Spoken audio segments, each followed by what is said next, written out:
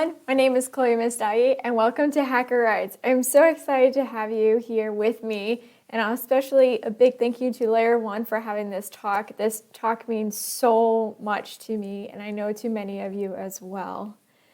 Let's begin. I first want to say that this talk is completely dedicated to all the hackers who've been scared to disclose, to all the hackers who've been prosecuted for trying to do something good, or actually just doing their job, let's be real. And to all the people who are in the fight to bring rights for hackers. There are so many people behind scenes that are trying to change legislation, change the media and how they portray us. And also organizations, there are people inside that are trying to push for vulnerability disclosure, or even CISOs that are trying to tell their executive team that we need to actually have a vulnerability disclosure policies. And also, last but not least, to you for being here, being part of this community, or even if you're brand new to the community, hello, welcome. For those that don't know who I am, my name is Messdaghi. I'm the co-founder of Hacking is Not a Crime. We also go by HiNack, which you probably see right below. But I'm also the co-founder of WOSEC and the founder of We Are Hackers. Besides all that stuff, my side job these days is basically a growth strategy consultant. So I basically am trying to bring changes to the tech world, and that's through strategies and growth solutions to help empower organizations, but also to push out their products that actually work very well. But the thing I love the most is being in my hacker community and also being part of the InfoSec community by large. That is my URL. Feel free if you want to learn anything about me, I'm right on there. And also my Twitter and Instagram, my DMs are always open, and feel free to follow me. All right, let's get into the good stuff now. The reason why you are here today. And before I begin, of course, I just want to tell you, if you don't know what Hacking is Not a Crime is, this is the time to learn. So Hacking is Not a Crime, or we also go by HiNack internally, is basically, it's a nonprofit of a bunch of hackers in the community that are trying to change how the public perceives the hacker community. And that's what I'll be diving into about this conversation in this talk, I would say. It's more like a conversation between you and I. And that's about what we need to do about the public perception and how that's impacting us in a very bad way. Why we have legislation that is so out of date from the 80s that still impact us today, from organizations refusing to work with the hacker community or unaware of the hacker community, or the media when they report about the hacker community, there's always a hesitation. And then there's also the whole thing that they don't know the difference between a hacker and an attacker. And that's what our organization is doing. It's changing the narrative that the public sees of us, so they reduce the fear towards our group, so then we can have real change. So we can have legislation that's up to date, where none of us have to ever be afraid for who we are and what we love doing, and that's to protect and serve people in organizations. So for those that are not aware between what is a hacker versus an attacker, I always say the intent is the key. Is they use the exact same skills and mindset. The only difference is, why are they doing it? So the thing that makes it different between a hacker and an attacker, and sometimes you may hear other terms. So like hacker, we say security researcher, or an attacker, we can also use the term criminal, cyber criminal, malicious actor. Just note that an attacker is not the same as a hacker. An attacker, what their job is to basically have some sort of gain from it. And the gain itself is something of a criminal intent, meaning they exploit without permission. They're using their skills to hurt and extort. A hacker uses their skills to keep things secure. They don't extort. They always stay within scope, and they exploit with permission only. So that's the two differences. And yes, we have people in the community that are somewhere between, and that's okay. But the thing is trying to get us as a community to become a hacker community. I think that's the thing where we need to go more. But if you're wondering, where are we standing today in the hacker community when it comes to how the public perceives us? The spoiler alert, it's already have a nice little emoji on the screen. It's not a great picture. One of the ones I love to always go into is the story about Kevin. So Kevin came across a brand new bug bounty program that was run in-house with DJI. And when I mean in-house, that means it's a bug bounty program that is not basically supported by a third party like HackerOne, BugCrowd, Synack. It's more of someone inside the company managing and executing this program. So when a hacker reports a vulnerability, that company will use their program manager to be able to pass it forward and ticket it to the correct people and to have communication with the hacker that is submitting the vulnerability. The difference here in this situation is that when DJI created it, they didn't do too much research.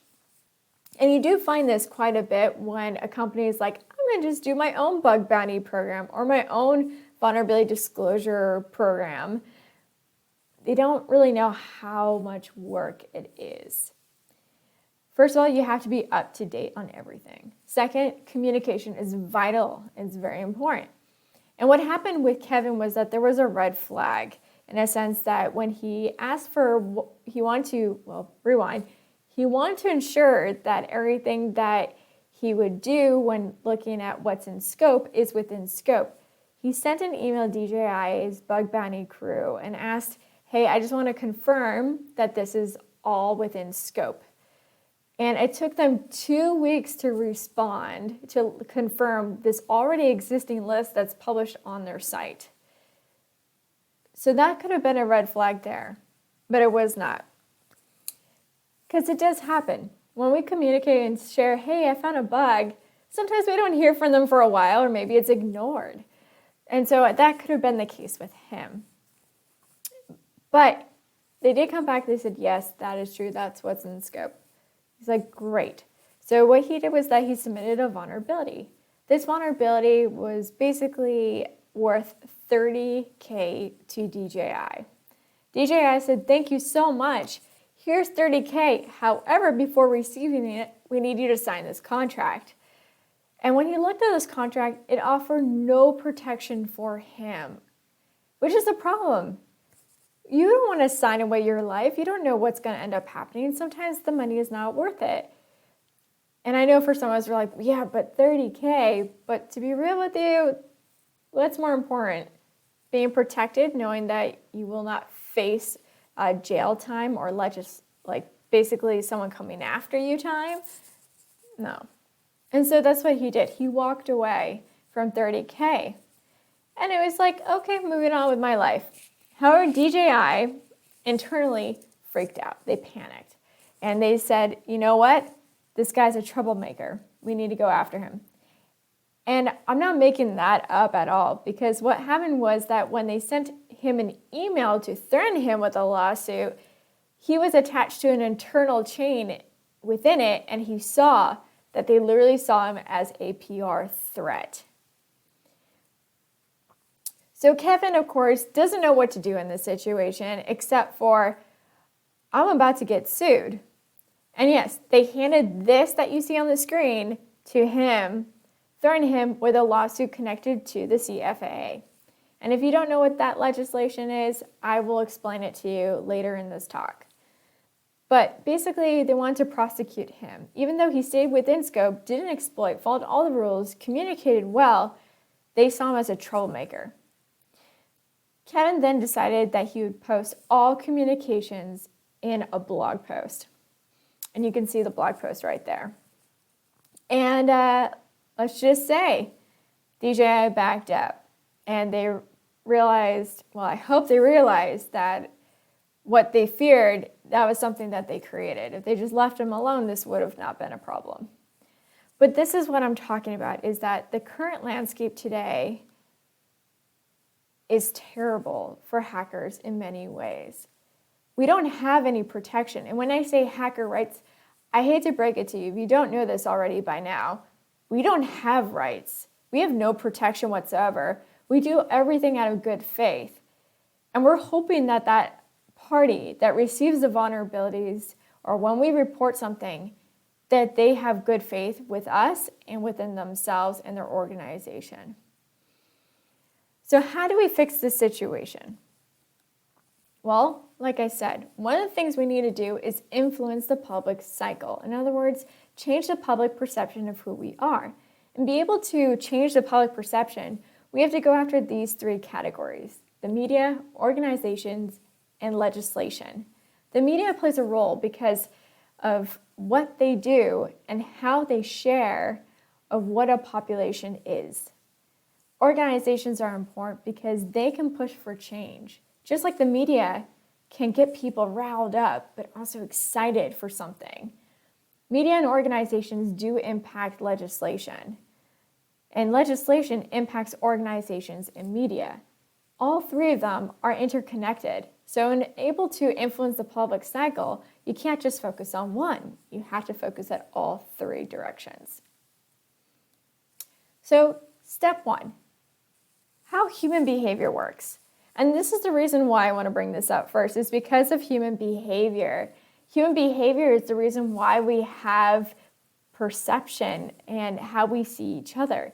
So I want to dive into a little bit there for us to dive into cognitive science on how your brain operates, but also how it's wired in a way where we're always going to have biases by what we're being told. So, first thing you should note is socially constructed beliefs. These are basically beliefs that you grew up with, in a sense that it's part of your essential being. So say, for example, that when you are little, you're told that like people with pink hair are dangerous.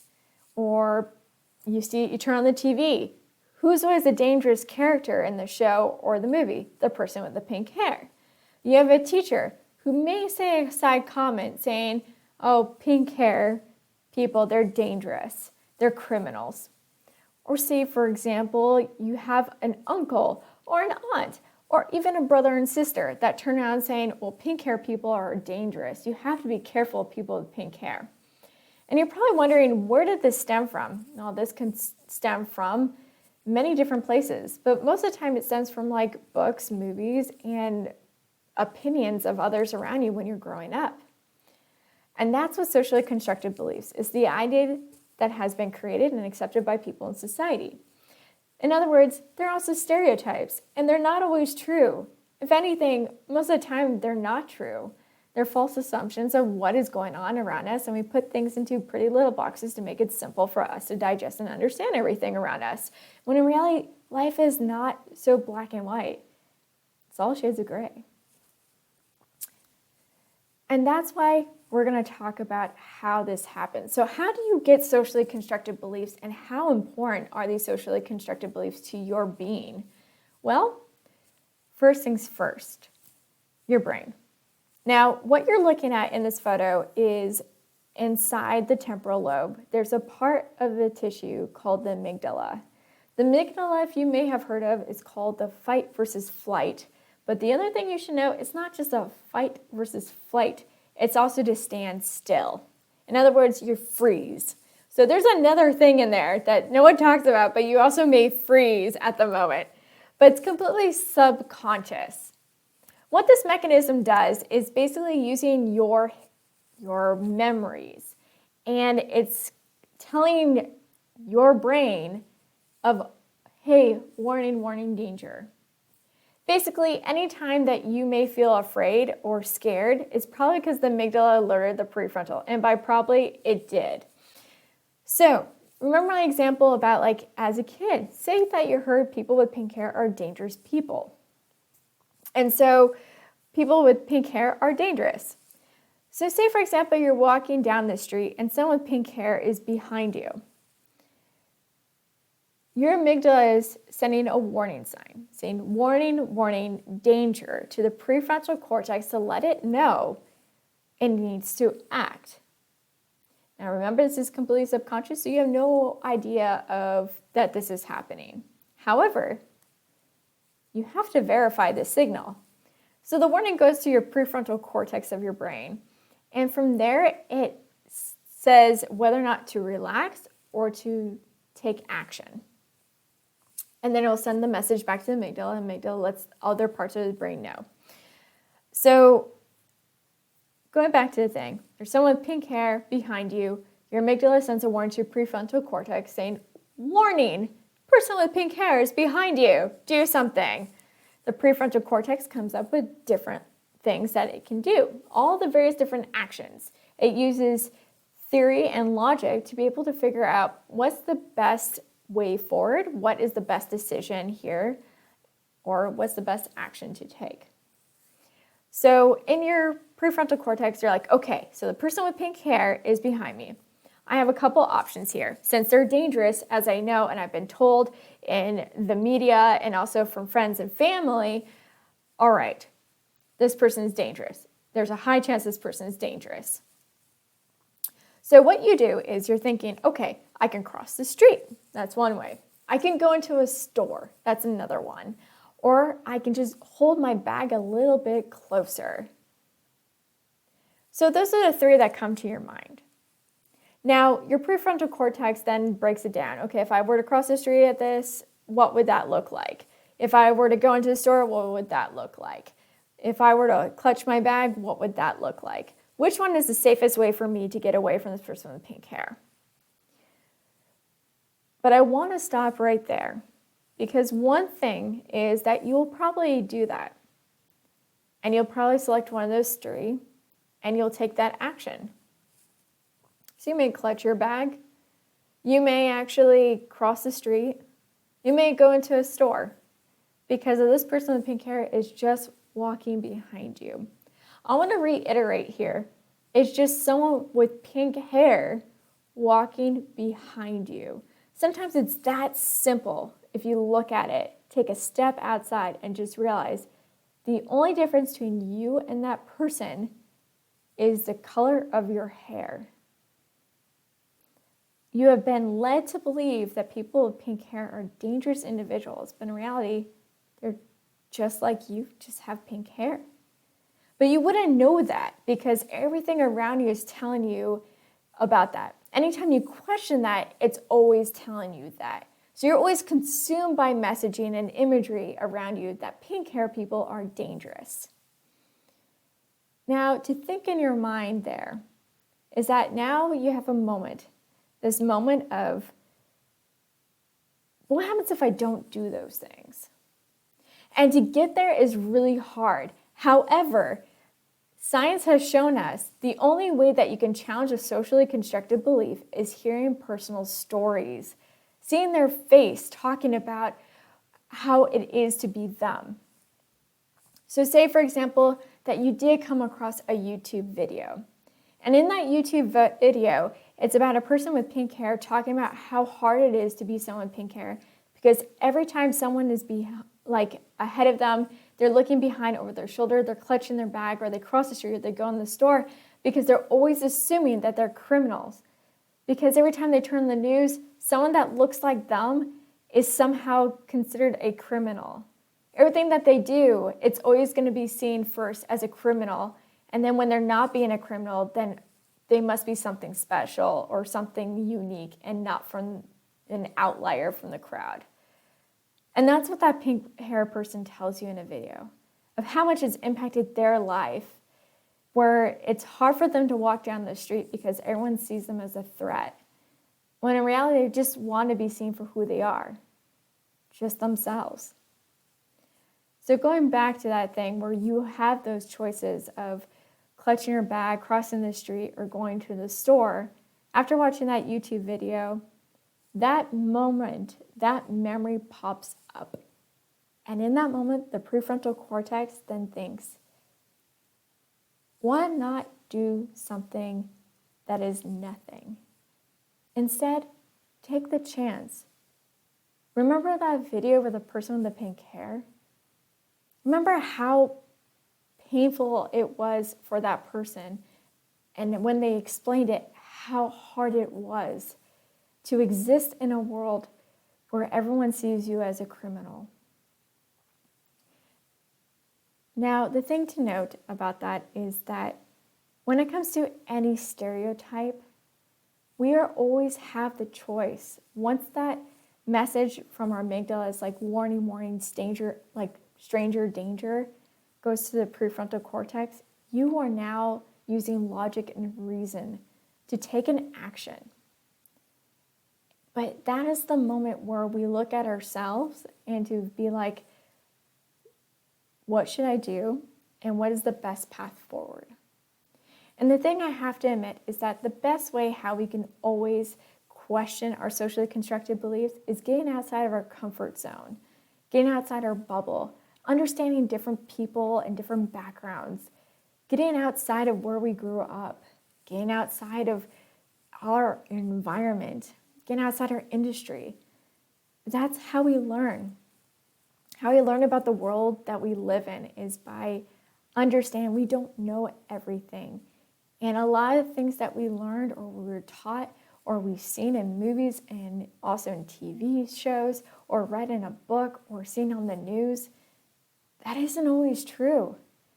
And it's up to us in our lifetime to make that decision of being okay with looking at that we may be wrong. And yeah, we're going to feel insecure, but it's okay not to know everything. But the most important thing is to keep trying. Now, what does this have to do with hacker rights? Now, the thing to think about is that the world sees us as criminals. Hackers are seen as criminals. I know you probably have had this moment where you're at an event, or you're with family, or you're with a group of circle of friends that you've just made. And they're like, so what do you do? And you're like, oh, I'm a hacker. Sometimes their mouth drops, their eyes get bigger, and then they take a step back further, and then they're like, I got to get out of this situation. Because they're afraid of us, because they don't know what we look like. They're always seeing us as this dark hooded figure in a basement, or always that criminal. Whenever they hear the term hacker, they think a cyber criminal. And we need to change that narrative because unfortunately, the public believes that hackers are bad people. So yeah, we have used terms security researcher, but that's not how we always want to be called. The reason we got in here in the first place is because of the term hacker, because we were intrigued, because we knew that we think differently from our peers. We felt an outcast at some point. We think of things differently than normally other people may see. We like to take things apart. We like to understand how it works, put it back together, or maybe find new solutions. That's what being a hacker is having that mindset of how can this be improved on and how does this work?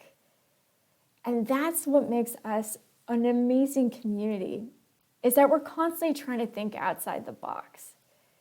But now we have to figure out how to use what is outside the box to change the public perception of who we are. And that's what the rest of this talk is going to be about, is the way that the public perceives us and what we can do to change that narrative by the media, legislation, and also organizations. Now, remember I said that YouTube video of like in the example of a person with pink hair sharing how hard it is for them? You could do something like that with us. So Hacking is Not a Crime, we put out this thing called #HackerStories, and you can go to hackingsnotacrime.org to learn more about it. But basically, it's just a video of you talking to your camera for anywhere from 2 minutes to however long you want to, sharing about what made you become a hacker, what are the things that you love about being a hacker, and what are the issues that you have faced by being a hacker. Because the public doesn't see us as who we are. Because we come from all walks of the world, which is amazing. I mean, I've met like a 70-year-old woman who's a hacker. Like, this is amazing. I wish that was out more than like that creepy guy with the ski mask with the eye cutouts and like, I don't know. Anyway, the thing is that we gotta change this, like now. And that's what we're gonna talk about, is how to influence the public perception of hackers. Because As you've learned from previously, is that socially constructed beliefs stem from the media. That means your movies, your TV, what's on social media, what you read in books, what you read in the news. That is the media. Because it's through imagery that we see when we do a Google search, or when we go to articles, or when we see a special CNN special on hackers in the community, or hackers on the election security, and it's dark hooded figure and a bunch of random digits all over the place, and this really deep dark sounds in the background. You know what I mean. Anyway, it's hysterical, but it's also sad because people see us as this. But also, it's the terminology that is being used. Because they don't know the difference between a hacker and attacker, they keep using the term hacker. And even when they do know they're supposed to use the difference of the two, they choose not to because they're worried about the readership. So this is another problem on top of it. So the imagery and terminology keeps being cycled with the same stuff, even though they know that's not supposed to be like that because of the viewership. But the reality is that we have to reinforce that it does hurt us, and we have to let them know. We need to let the public know, outside of the media and within the media, that there is a huge difference between us because we get stuff like this on the news. It's not a hacker that threatened to leak patients' therapy notes. Hackers don't do that. You know who does that? Attackers. That's what attackers do. And hackers definitely don't turn your home computers into a bomb. Come on now. So we need to correct them nicely because majority of the time they really don't know. So how do you change that situation if you are a reader of a post on social media or if you read an article? First, remember to be kind. They do not know better because they've believed into those socially constructed beliefs that hackers are criminals. So the best way how to do it is to DM them or to comment publicly. Remember, once again, to be nice. You will never get anything out of someone through anger. You will only get something out of someone if you're genuinely nice and kind and trying to understand. In other words, having empathy. And then right when you do comment publicly, make sure to tag Hack Not Crime so our advocates can also support you at any time, or if the journalist or editor wants to ask further questions about it, then they can loop us in so we can help you out. Don't go at it alone. The one thing I can tell you from my experience through all of this hacker right stuff is don't do it by yourself, ever. It's really hard. So these are some examples of how you can call it out on the news.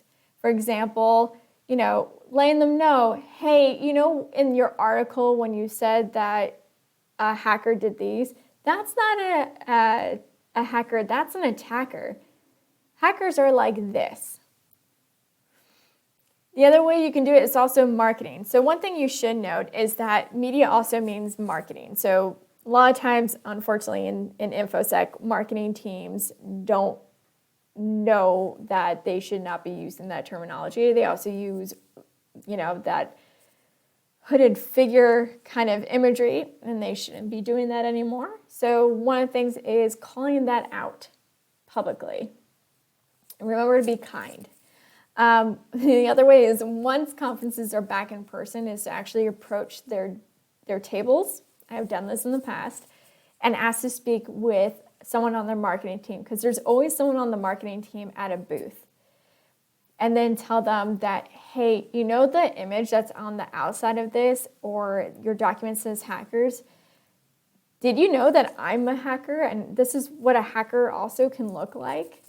And they don't know that. That's the craziest part of this all. They don't know that. And so it's so important that we call it out so then they're aware of it. But remember to be kind about it because you don't want to embarrass them either. You just want to have a healthy dialogue.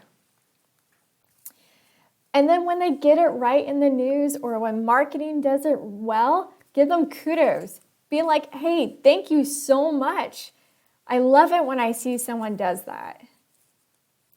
Now, the other thing you can do is if, for example, we did this one for New York Times.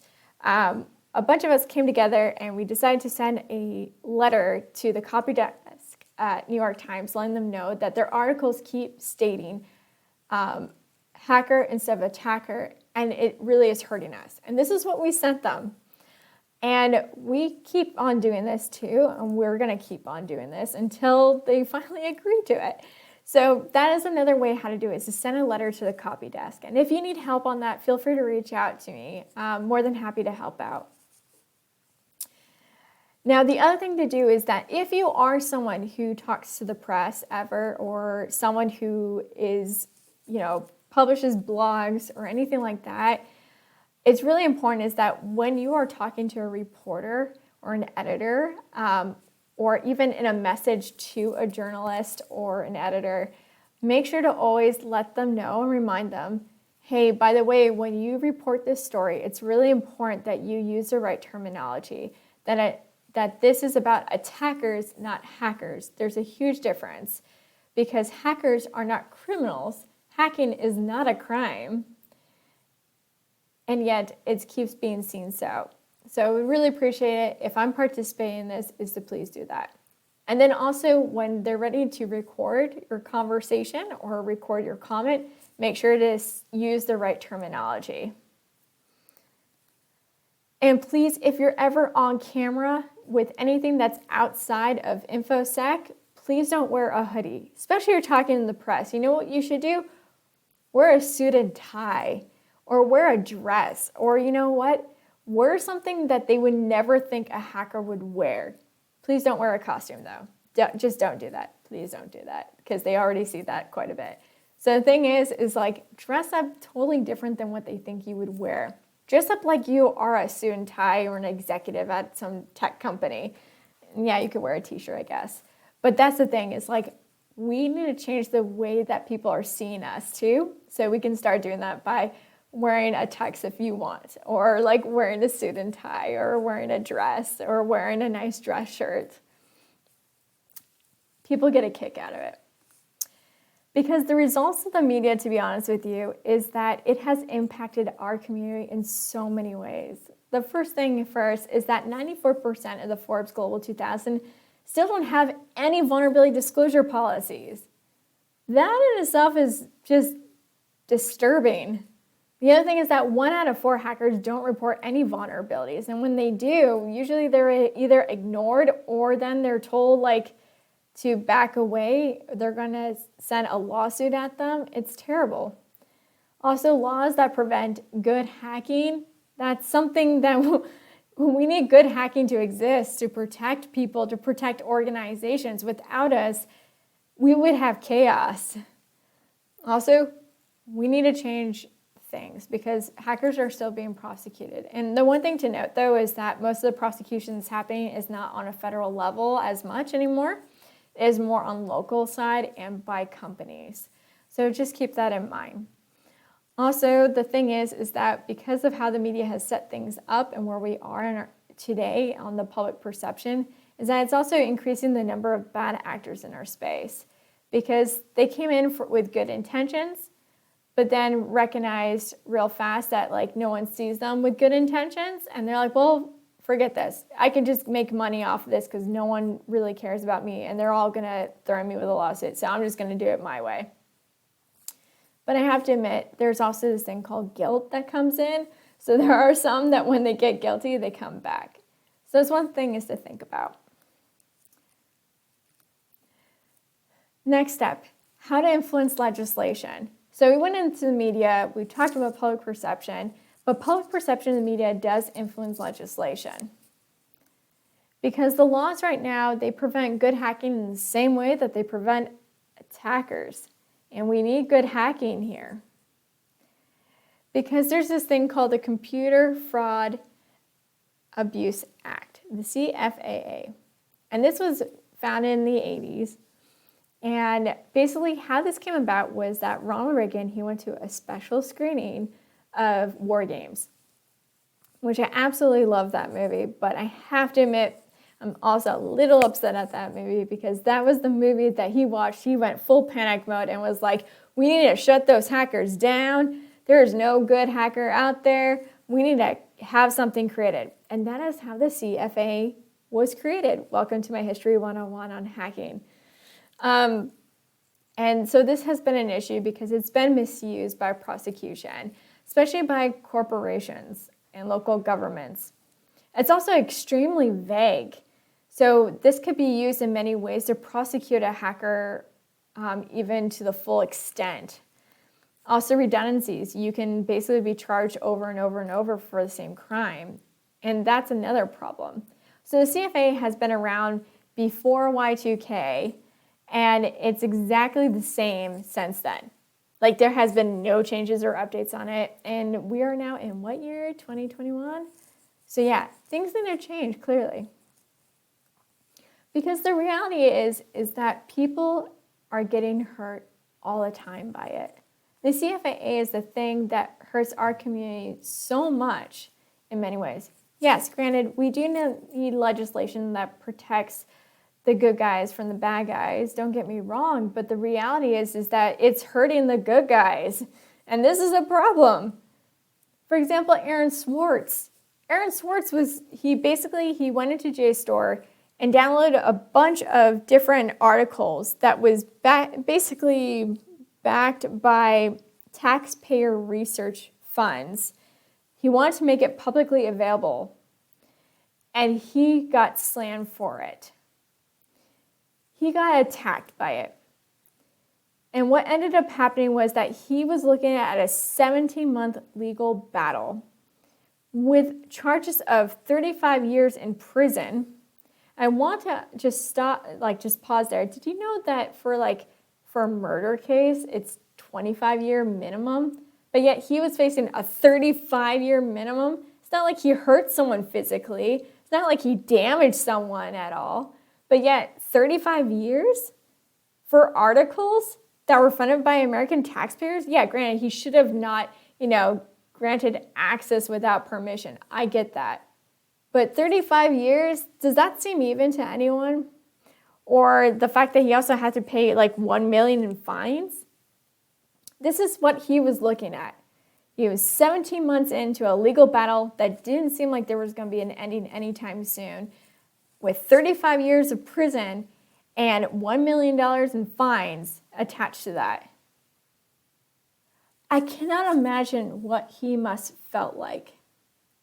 To feel completely trapped because they were using him as an example to set an example why people shouldn't be hackers in the community. It is so sad because the way how the CFA was written is that it does allow to stack on years and payments for a single crime.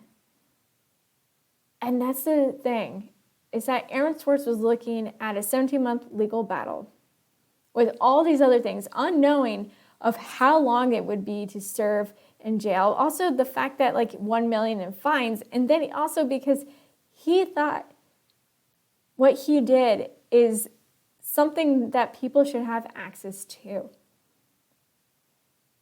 He wasn't hurting anyone. He didn't plan to hurt anyone. It was something completely peaceful. And unfortunately, he ended his life very early. It is really sad because the case of Aaron Swartz shows us that we need change. And it's been quite some time since this, and yet there's been no changes. There was something that came about called Aaron's Law, and it was going to fix these problems that the CFA does. So people that have been basically dealing with legal situations in the U.S., similar to Aaron Swartz's case, would never have to deal with that again. They would still have to have prosecution, don't get me wrong, but the redundancies would be taken out, and that the verbiage would be a lot more clear, so it wouldn't be so vague. And the thing to think about, the sad part of it, is that it didn't pass because there are major lobbyist groups, and majority of them were tech companies, that don't want that to happen. Because the CFA is what they use against their own employees if they step out of line, but also for them to protect against hackers. Remember that whole like Forbes Global 2000 list? 94% don't have a vulnerability disclosure policies. It's because there is no bridge between these two parties, the hacker community and them. And this is why legislation has to change, because if legislation changes, then imagine all the Forbes Global 2000 having vulnerability disclosure policies. So we all know what's in scope, what's out of scope, how to report, who to contact. I mean, remember like when you find something and you try to find the person to contact, sometimes it takes hours, days, weeks, and then you just kind of give up. Or when we contact them and DM them on social media, hoping that they will respond, but in reality, who owns that? It's the marketing team. Does the marketing team have connection with security teams? No, usually don't. They don't know who to give that to. If anything, they're like, okay, let's give this to PR. PR sends it to legal team sends it to a lawsuit. I mean, that's how it is. We have to find a way where we can communicate with parties because customers need to be protected. And we want the companies to know, hey, we found something that is important to you and your business and also for your customers. The other thing is that imagine if all of us could report our vulnerabilities that we find safely. It wouldn't be just about good faith anymore. It's just because there's something set up, a process where we feel protected and the company feels protected. So it's a really good regulated way. Also, laws that encourage good hacking because I'm tired of all these people that like end up becoming, changing their shade of the hat that they wear when they're a hacker because that they're just fed up. It shouldn't be that way. Because imagine if they were all on the good side. The other thing is the prosecution of hackers has to stop. It's gone too far and we're always afraid. And that's why we need rights. We need protection because we have none. So what can you do in this moment? Well, be bold and kind. Remember, one of the things I will always tell people is to have empathy. Majority of the time, the public perception of the hacker community is that we're criminals, that we're dangerous individuals. Or in the tech world, they think that we're the nerds of them all. Who knows? But the one thing I can tell you is vote. Vote like your life depends on it. When you vote, you're taking a stance. When you purchase something, you're voting. Everything you do, whenever you're basically trading something for money or purchasing something or, signing up for something, you're voting for something. So be aware of that, but also register to vote. There are some people that aren't registered that should register. If you can legally vote, you have no excuse. Get to know your local representatives, in other words. Here you go. Find your representative. That's the other thing. So register to vote, know your representatives, because that's important. Anytime you need something done, contact your representatives. I cannot push that enough. Like in California, a lot of people were dealing with cases of EDD, so our unemployment payment system in California. People couldn't get through. So what did? They contacted their local representative. You know what their local representative did? Connected to EDD. You know what they got? They got their money. This is why representatives are really important, because they help us out. Because we voted them in. They also represent the people of their district. So it's so important is to know who your representatives are, because they're also the ones that can push for change. Because when you do that, for example, set up a meeting with them. Set up a meeting and talk about what it's like to be a hacker and why this needs to change, that this should not be existing anymore, that hackers shouldn't be getting prosecuted right now. Hackers should have protections. They're doing this out of good faith to protect and serve. That's all what we're doing here. We need protection. And like I said, don't go at it alone. Contact Hacking is Not a Crime. We'll be there. We will be there for you because we have to work together. That's the only way we're going to have change. The other thing is, besides legislation, media member organizations, vulnerability disclosure, or vuln disclosure, depending on which way you want to go about this. But the reality is, Every single company should have one. And just make sure that if every company has one, go with a platform if you don't have the management or ticketing system in existence or the right way of organizing your company to be able to handle bug bounty or vulnerability disclosure. So always have someone in charge. But there's a lot of programs out there that can help you out. So why vulnerability disclosure? Well, one, it does reduce breaches. And also think of hundreds of eyes, thousands of eyes around the world being able to look for vulnerabilities for you and to catch it. And because the thing is, your security team is going to miss one. That's just a reality. The more eyes you have on something, the more people will catch some faults of it. So why not just make it out there and have something written up where people can understand it? Also, because it allows a bilateral trust between organization and hackers so they can keep security in check with each other. And also, anytime I hear someone say, no, just rely your security with scanners, a part of me curls up a little bit inside. So if you have vulnerability disclosure policies at your work, here's how you can prove it. One, state what's in scope, what's out of scope. Also, don't write it for attorneys. Come on. None of us read whatever terms and conditions are. Okay, if you do, kudos to you. I'm not going to do that. I'm talking about like the Apple products. They're sometimes like 50 pages long. I mean, I've tried reading it, and then I'm like, you know what? They already own my life at this point. Why even bother? Anyway, the thing is, we have to write it so people can understand it. We have hackers all around the world, so think of it as more of like writing it for English learners, so everyone can understand it.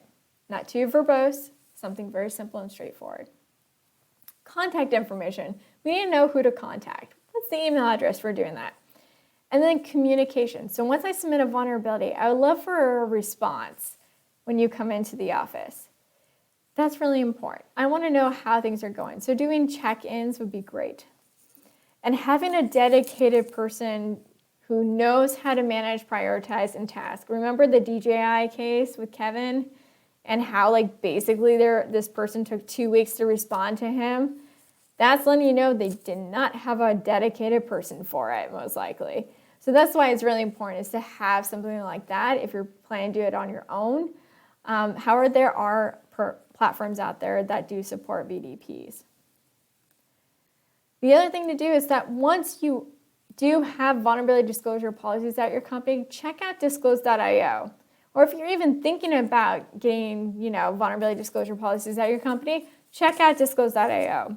Disclose.io is trying to provide a safe haven, not a safe haven, but basically a safe harbor way of reporting vulnerabilities that hackers in good faith are coming to you. And as an organization, you have to have good faith by asking for them.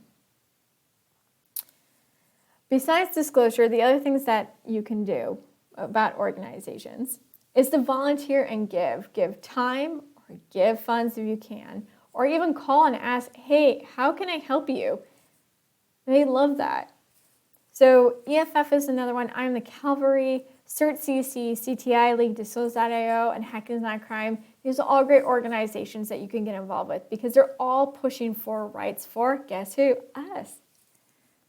Anyway, summary of this entire talk. You've made it to the end. Is get involved with hackingsnotacrime.org. We do have advocates in our space. So if you want to become an advocate, feel free to join us. Also, volunteer and support orgs that are working to help the community because we need to come together. Record a video and participate in #HackerStories project because that is how we challenge public perception, is by letting them know what we look like in our story. Our personal stories challenges their socially constructed beliefs, and it reduces the hate that we get. Work with the press and keep them informed. In other words, the press is your friend. Don't forget that. They are your friend. And it's important to let them know that if they're reporting something wrong, good journalists care about that. And remember to always have empathy and be kind. A lot of people don't know who we are, what our community is like. They don't know what we look like. And because of that, they're kind of believing whatever they're being told. or what they read about or what they see in movies. And that's not the reality. So remember to be kind.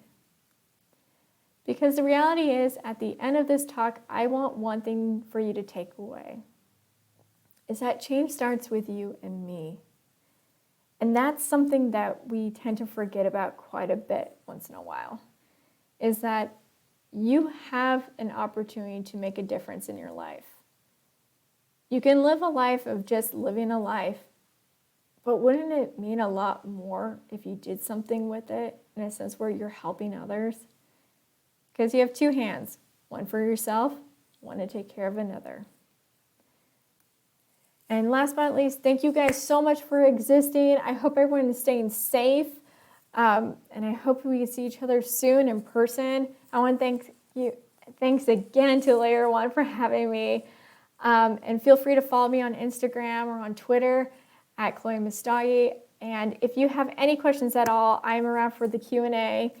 And if you want to ask a private question, in a sense like you are shy to ask a question in front of other people, I understand. I'm exactly that way most of the time. So feel free to DM me. My DMs are always open.